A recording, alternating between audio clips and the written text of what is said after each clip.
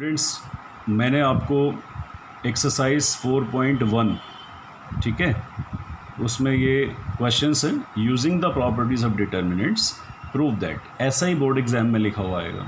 ठीक है, सारणिक के गुणधर्मों का प्रयोग करते हुए, ठीक है, डिटर्मिनेंट्स को क्या कहते हैं, सारणिक भी कहते हैं। सिद्ध कीजिए, प्रूव दैट। फर्स्ट क्वेश्चन है X Y Z column wise A B C, X plus A Y plus B Z plus C, इसको हमें प्रूव करना है इक्वल टू 0। LHS ले लिया मैंने स्टूडेंट्स। अब देखिए ध्यान से, प्रॉपर्टी नंबर 5 को ज़रा रिकॉल करिए जो मैंने अभी भी बताया था कि किसी भी एक पर्टिकुलर रो में या किसी भी एक पर्टिकुलर कॉलम में अगर सम की फॉर्म गिवन है तो आप उस सम की फॉर्म को दो अलग अलग डिटर्मिनेंट्स के सम की फॉर्म में स्प्लिट कर सकते हैं। जैसे कि ये जो स्टार्टिंग है C1 C2, इसमें तो कोई सम नहीं है तो इसको आपने एज इट इज़ लिख देना है।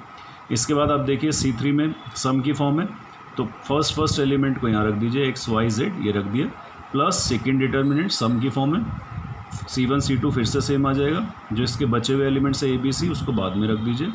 अब आपने प्रॉपर्टी नंबर एक पीछे और पढ़ी थी जिसमें 0 वाला केस था, ठीक है, कि अगर किसी भी एक गिवन डिटर्मिनेंट में कोई सी भी दो रोज़ या कोई से भी दो कॉलम्स के सारे एलिमेंट्स आइडेंटिकल हैं तो डिटर्मिनेंट का वैल्यू 0 हो जाता है। आप इसको वॉच करिए C1 और C3 को।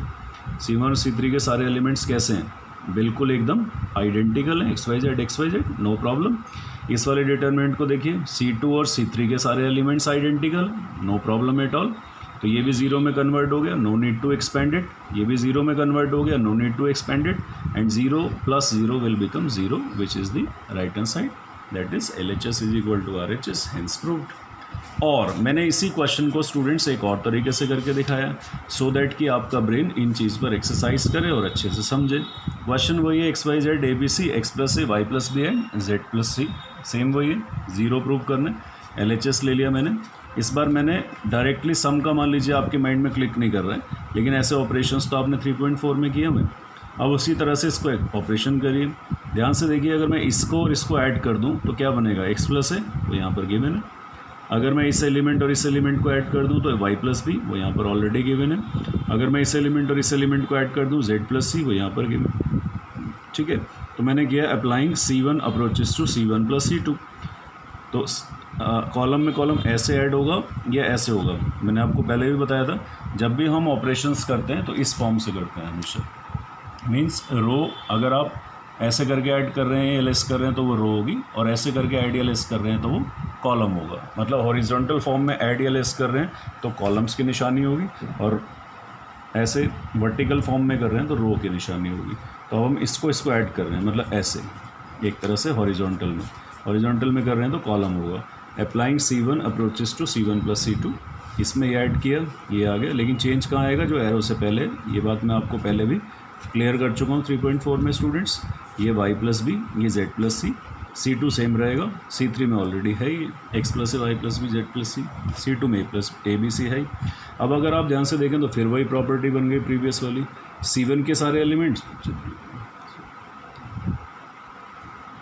C3 के सारे एलिमेंट्स एकदम आइडेंटिकल हैं, therefore it becomes 0, the value of the determinants becomes 0 because reason लिख दिया C2 and C1 and C3, ये C3 है, C1 एंड C3 के सारे एलिमेंट्स क्या हैं, हैव आइडेंटिकल एलिमेंट्स।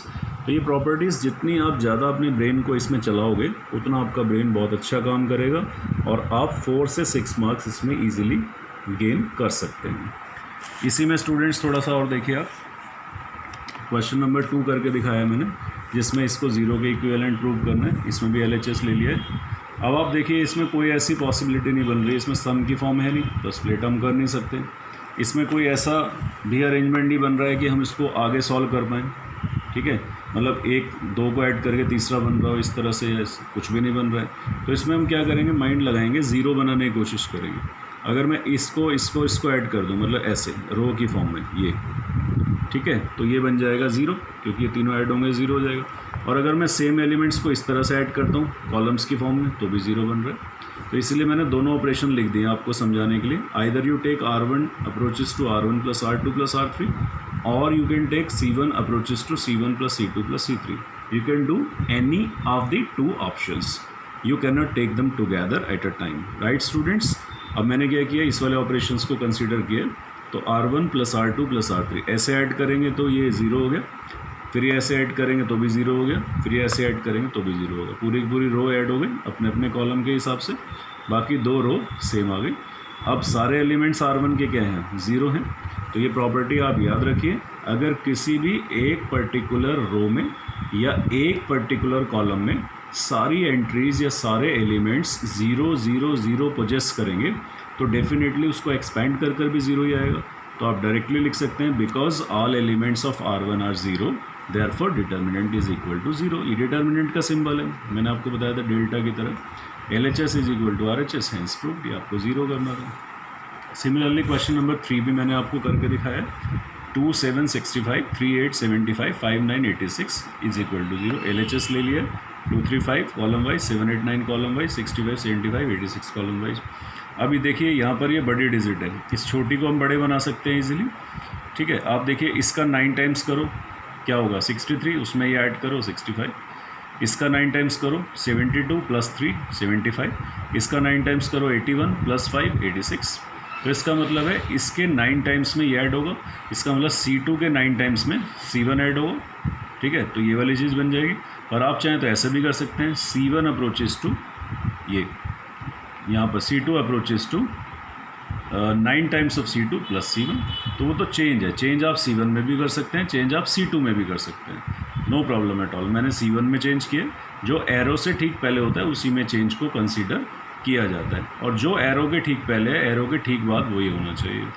तो C1 approaches to C1 plus 9 times of C2, इसमें इसका 9 टाइम्स ऐड करेंगे। 2 में जब 63 ऐड होगा तभी तो 65 आएगा, तो ये आ गया 2 में 63 ऐड हुआ 9 टाइम्स करके 65 ही आ गया। 3 में 9 टाइम्स ऐड करके किया 75 आ गया। 5 में 9 टाइम्स ऐड किया 86। आप देखिए C1 और C3 के सारे एलिमेंट्स आइडेंटिकल है, because all elements of C1 and C3 are 0, identical elements हैं, ठीक है। यहाँ 0 लिखने की बजाय आप लिखो, 0 की बजाय आप लिखो आइडेंटिकल, ठीक है। Therefore determinant will be equal to 0, ठीक है। LHS is equal to RHS, hence proved. तो आज की क्लास में आपने क्या सीखा? आज की क्लास में आपने इक्वालिटी ऑफ डिटर्मिनेंट का केस डील करना सीखा, प्रॉपर्टीज़ ऑफ डिटर्मिनेंट्स की 6 प्रॉपर्टीज़ आपने सीखी, उन्हें लर्न करिए, सीखिए, कंसेप्चुअली क्लियर करिए, और एक्सरसाइज के 3 क्वेश्चंस मैंने आपको करा दिए, इनको भी करना है, as well as question number 4 and 5 मैंने आपको होमवर्क में दे दिए।